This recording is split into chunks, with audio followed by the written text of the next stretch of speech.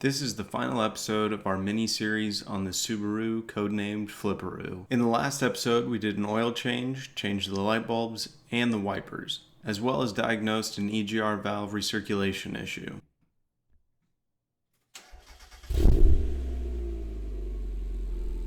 At the end of this video, I'll do a wheeler-dealer style breakdown and tell you exactly how much each part cost, as well as how much I sold the car for.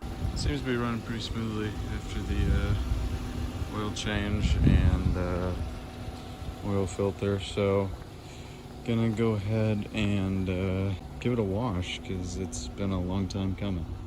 So power wash the outside and then use the shop vac and some shampoo on the inside.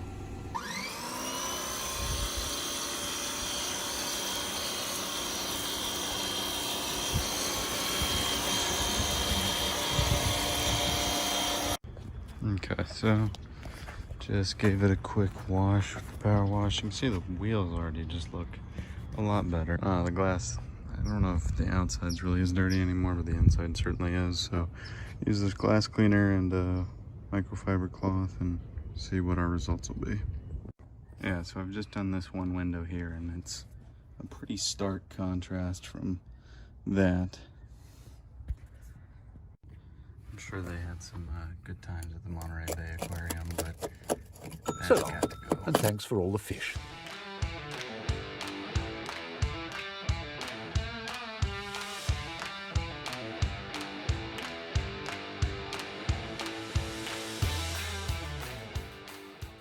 Got all of the other parts out of the car. You can see, there's some stains. So that's what that carpet upholstery cleaner is going to be good for. I'm just going to do this little section right here. Upholstery cleaner, so I'll show you how it sprays on and then I'll show you the after.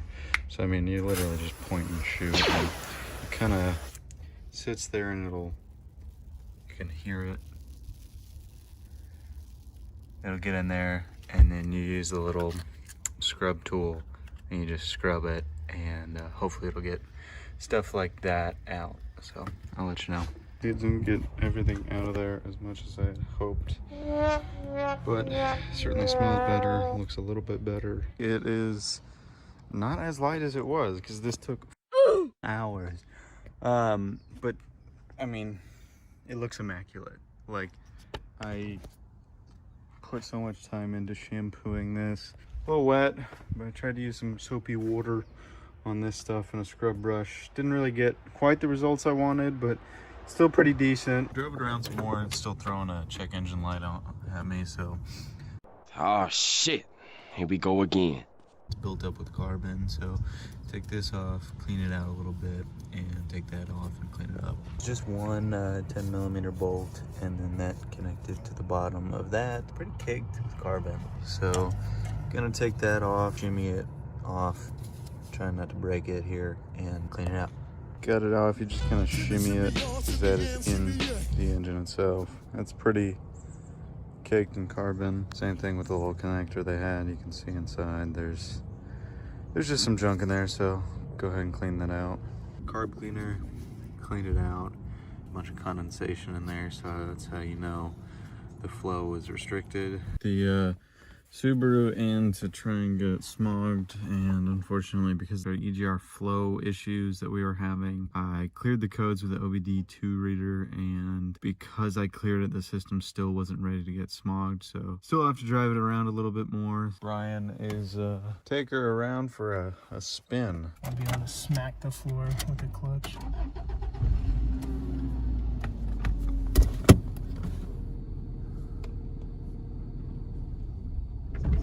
Good job, buddy. Is that not neutral? No, that's first. I realized I was driving a semi-truck. Yeah, why don't you roll through the gears with your foot on clutch and just see how much that moves. Jesus. Wee, wee. Every gear may as well be neutral. I was like, that's not neutral? Holy Holy Still learning how to drive manual. Yeah. Huh? Good sheep right Ugh. Jesus. Oh. Hello. Jesus Christ. What am I doing wrong here? You're very jerky with the clutch. I can barely feel it. That's what she said. So, initial thoughts other than it's sloppy. Yeah, very sloppy. Right? I'm in fourth right now. What about any minute? Nice. I think my favorite feature is I know it's kind of just fun to play with. When you turn it on, it literally like the little antenna goes up. Yeah. But then that's also pretty fun. Just driver airbag. Nope. Not today. The clutch is broken. With it all the way on the floor, it doesn't actually engage this at all. Alright, so I can't tell if there's any fluid in here, so pop it open, see. That's bone dry. I think we're gonna need to go get some brake fluid.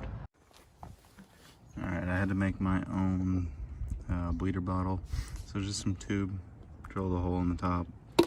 Got the 8mm for the bleeder nipple. Gonna bleed it now. Bled the clutch on the car and it... Oh, that's fun. I don't know if you can see it, but it's smoking. What the f? Why is it smoking? Why is it spicy? It's one thing after another with this car. Swear to God. You know, I'm kind of hoping it's just burning off the excess coolant. Otherwise, it might have bigger issues. Bled the coolant. It comes from this reservoir. You follow that line down, and then there's a little nipple, bleeder nipple. You just attach it to that water bottle hose. It was a 10mm. I guess I'm gonna pump on the clutch, hold it down, loosen it, get all that old stuff and air out of there, and then have them push back on the clutch. It'll drain from here. Just make sure you don't get any more air in the line, and clutch feels better already. We're f***ing horny. We love you long We're in time. Roseville. Oh, you're recording already? Yeah. I found some Subaru Legacy tires from a 2017. So we're driving 2 hours here and back. So 4-hour round trip for some tires. And I'm starting to think I may have made an error. Hopefully we'll get the tires on the Subi tonight and then sell it. Tires in the back. We're headed back from Sacramento, where we got the tires. About a 2-hour drive back. These are, I think they're an inch bigger wheel. I should say somewhere, though. Probably, but I don't know where. Yeah, 17. I don't know. I think that's how that works. Because this is 16. Oh, yeah, read the tire. Yeah. 16. This is 17. This is 16. Cool. I kind of dig the look of them with the new wheels. It's only an inch bigger, but the 5 spokes gives it a good look. Pumped them up. We'll see how it drives.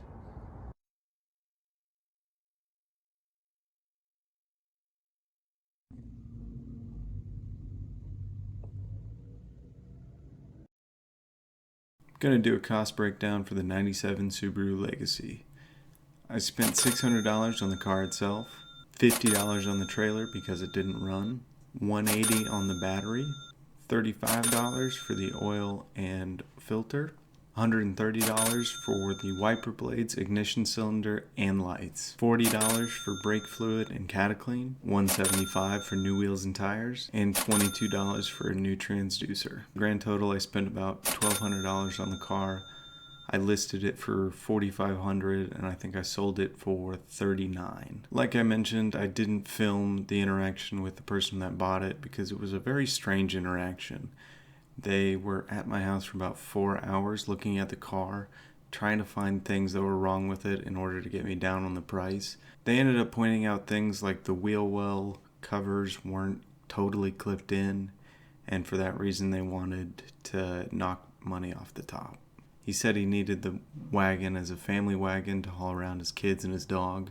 Later come to find out that he spray painted the car with some crappy matte blue and then painted the new wheels that I had bought white so it looks like every other Subaru out there, and then just slapped some really ridiculous stickers on there. And then he had the gall to try and ask for $7,500. Is it possible to flip a car in 2022? Yes, it is. Although I had some weird experiences on Facebook Marketplace, I'm not sure I would recommend using that in the future.